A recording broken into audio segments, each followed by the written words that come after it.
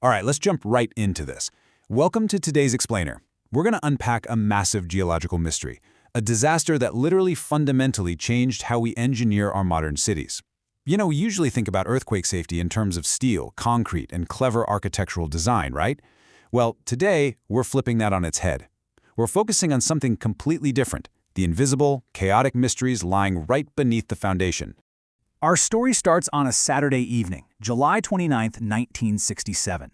The city of Caracas, Venezuela, and its surrounding Caribbean coastline was suddenly struck by an earthquake. Now, seismologically speaking, this was a moderate event. It registered a magnitude between 6.3 and 6.5, and the really intense shaking only lasted for, well, maybe 20 to 35 seconds. For a region that already had a well-documented history of high seismic activity, this absolutely shouldn't have been a catastrophic city-leveling event. But, and this brings us to a seriously baffling scientific mystery, the aftermath was devastating. Despite the moderate magnitude and the incredibly short duration of the quake, at least 230 lives were lost. And we saw the catastrophic failure of modern, heavily reinforced concrete buildings. I'm talking about structures specifically designed to be earthquake-resistant. So the massive question researchers immediately had to ask was, how on earth does a moderate earthquake destroy modern high-rises? Well, following the disaster, the Ministry of Public Works kicked off a massive survey. And when engineers surveyed 1,253 heavily damaged buildings, they uncovered a pretty startling statistic.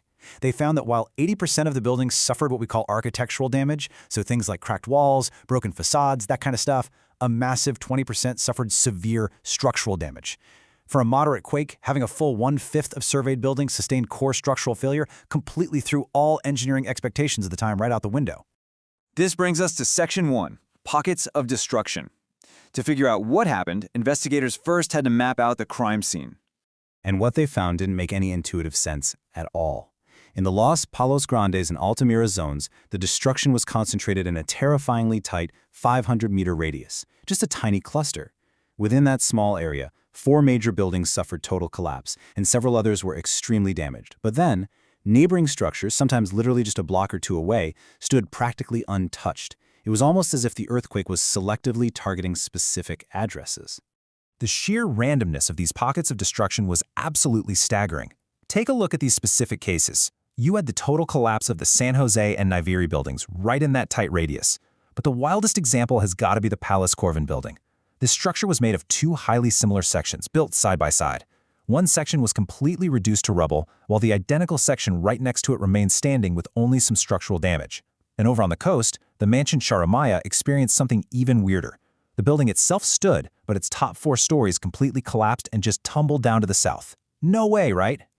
Moving on to Section 2, investigating the subsoil suspect. Because if the building designs weren't entirely to blame, engineers had to look below ground. Geologists already knew the Caracas Valley sits on complex alluvial deposits. Basically, these are highly variable soils deposited in this really erratic manner by rivers and mountain streams. Over millennia, steep mountain streams washed debris down from the Sierra Avila Mountains. This created a chaotic, jumbled mix of clay, silt, sand, and even massive buried boulders of gneiss rock. It is essentially a giant geological mixing bowl underneath the city. But the crazy part wasn't just the presence of this loose soil. It was the sheer volume of it. In the hardest-hit areas, like that specific pocket of destruction in Los Palos Grandes, drilling revealed something incredible. This loose, erratic sediment plunged to staggering depths of over 114 meters. That is well over 300 feet of muck and gravel before finally hitting solid bedrock. And drill profiles really illustrate our main culprit here.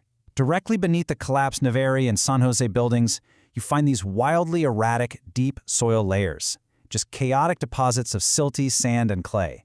And it's the exact same story in the devastated coastal zone.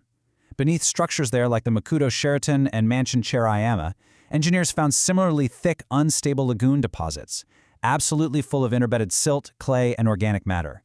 In both of these pockets of extreme destruction, the buildings were basically sitting on massive, deep layers of totally unstable sediment. Which leads us to Section 3, revealing the whip effect. Identifying the deep soil was just step 1. Now they needed the mechanics of the destruction. Here's what happened. Because these specific buildings were sitting on hundreds of feet of loose, jelly-like sediment instead of resting on solid rock, the seismic waves from the earthquake behaved totally differently. The deep, loose soil actually amplified the ground oscillations. So as this amplified, intense shaking traveled upward through the tall buildings, it created what engineers called the whip effect. Think of cracking a whip, right? The motion gets massively magnified right at the tip. The tops of these high-rises were violently whipped back and forth, extending their deformation until they literally just snapped. That perfectly explains why the top 4 floors at the Manshin Shirema sheared right off. Once they figured this out, the entire map finally made sense. The evidence was undeniable. In zones south of the Guayar River, developments were built on shallow, rocky residual soil. And guess what? Practically zero damage. High concentrations of tall buildings in those rocky areas survived beautifully. But in the zones with deep alluvial sediments, those 114-meter-deep granular bowls, we saw severe structural failure and total collapse.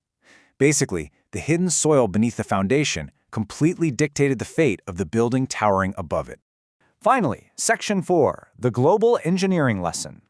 Because this wasn't just a localized tragedy, it caused a massive global paradigm shift. As the official engineering and geology report emphatically concluded, earthquake resistance isn't just about the concrete and steel you use. It's fundamentally reliant on a complete scientific understanding of the unique subsurface geology. You simply cannot build a modern high-rise safely without first knowing exactly what is happening dozens or even hundreds of meters below the surface. Because of this anomaly, microzoning based on soil conditions became an absolutely critical mandatory component of modern city planning everywhere. It's a haunting but absolutely vital engineering lesson, one that ensures our modern cities can stand tall against the forces of nature. The Caracas anomaly proved that what we can't see is often the most important structural element of all. So I'm going to leave you with this thought to wrap up our explainer today. The next time you walk through a bustling downtown and look up at a towering skyscraper, take a moment to look down. Ask yourself, what invisible geological mysteries are resting silently 100 meters beneath your own feet?